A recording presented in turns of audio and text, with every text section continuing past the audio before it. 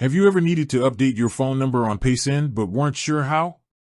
Maybe you've got a new number, or you're traveling and using a local SIM. Whatever the reason, keeping your contact information current is crucial for a smooth and secure experience. It's not just about convenience, it's about making sure you can always access your account and receive important notifications, like security codes and transaction alerts. Updating your number on Paysend is a straightforward process, but you need to do it the right way to avoid any hiccups. Here's a simple, step-by-step guide to get it done. First, you'll need to contact Paysend's support team. This isn't a feature you can change directly within the app due to security protocols.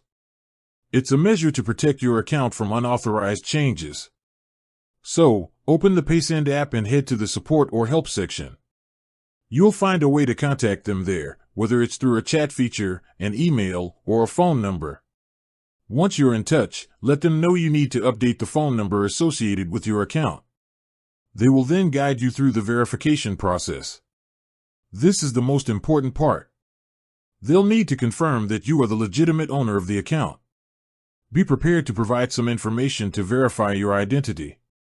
This might include your full name, your current registered phone number, and possibly some details about recent transactions. After you've successfully verified your identity, they will ask for your new phone number.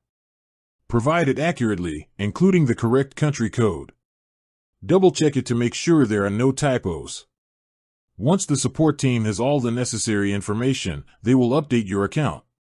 This change usually takes effect almost instantly, or within a very short period. You might get a confirmation message or email letting you know the update is complete. And that's it. You've successfully updated your phone number on Paysend. Remember, keeping your information current is key to a hassle-free experience. With that said, thanks for watching and until next time.